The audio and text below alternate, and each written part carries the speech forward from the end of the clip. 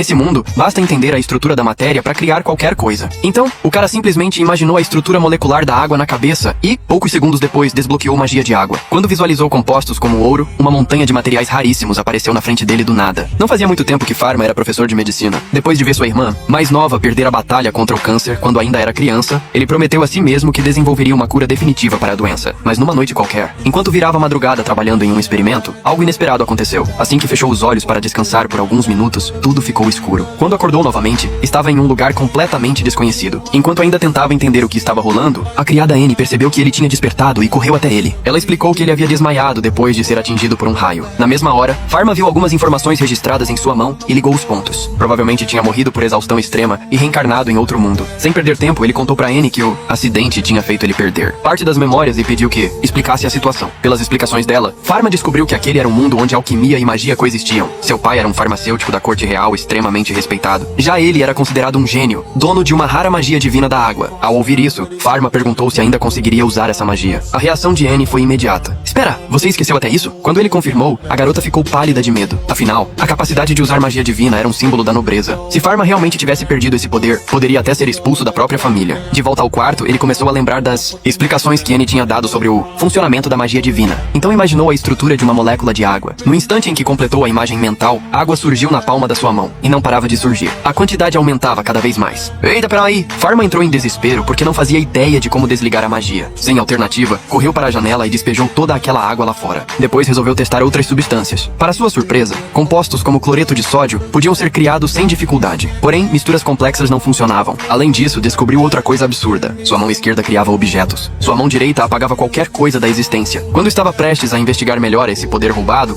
Annie bateu na porta. Ela avisou que o pai dele adorava fazer perguntas sobre farmacologia durante o jantar. Como Pharma estava sofrendo de amnésia, se não conseguisse responder, poderia acabar levando uma bronca pesada. Ao ouvir isso, ele ficou tenso e correu para a biblioteca, querendo saber se ainda entendia os livros daquele mundo. Assim que abriu um deles, ficou chocado. O conteúdo era basicamente medicina da Terra, só que vários séculos atrasada. Para alguém que tinha sido um dos maiores especialistas da medicina moderna, aquilo era moleza. Durante o jantar, quando seu pai começou a disparar perguntas médicas, Pharma respondeu tudo sem hesitar. O velho ficou satisfeito ao perceber que o raio não parecia ter afetado suas capacidades intelectuais. Depois da refeição, ordenou que ele fosse continuar os estudos com a professora Ellen. Quando Ellen encontrou Pharma, percebeu imediatamente que ele estava diferente. Desconfiada, começou a observá-lo com atenção. Pharma então explicou que tinha perdido parte das memórias depois de ser atingido pelo raio. Só então ela relaxou. Em seguida, perguntou se ele ainda lembrava como usar magia divina. Quando Pharma admitiu que não se recordava muito bem, Ellen decidiu voltar ao básico. Segundo ela, a magia divina era dividida em 5 atributos: água, fogo, vento, terra e um quinto atributo misterioso. Aquilo deixou Pharma intrigado. Água, fogo, vento e terra faziam sentido. Mas o que era esse tal atributo sem elemento? Ellen explicou que ele não aparecia havia mais de 300 anos. Na verdade, nem ela sabia exatamente como funcionava. Curioso, Pharma fez outra pergunta. E se alguém pudesse criar qualquer tipo de matéria livremente? Que atributo seria esse? Ellen negou imediatamente. Isso não existe. Segundo ela, alguém com um poder desses não seria um mago comum. Seria um deus ou um monstro. Ao ouvir aquilo, Pharma sentiu um frio na espinha. Nem ele tinha percebido o quão absurdo seu poder realmente era. Depois da aula teórica, Ellen levou Pharma para o treinamento prático. Ela retirou um cajado, entregou para ele e disse: tente usar a magia lança de água. O problema era que Pharma não fazia a menor ideia de como fazer isso. Vendo sua expressão perdida, Ellen resolveu demonstrar. Uma lança de água se formou perfeitamente diante dela. Depois da demonstração, colocou o cajado de volta nas mãos dele. Agora imagine a forma da magia na sua mente e diga lança de água. Aí é só soltar o poder. Bora ver se você ainda consegue usar magia.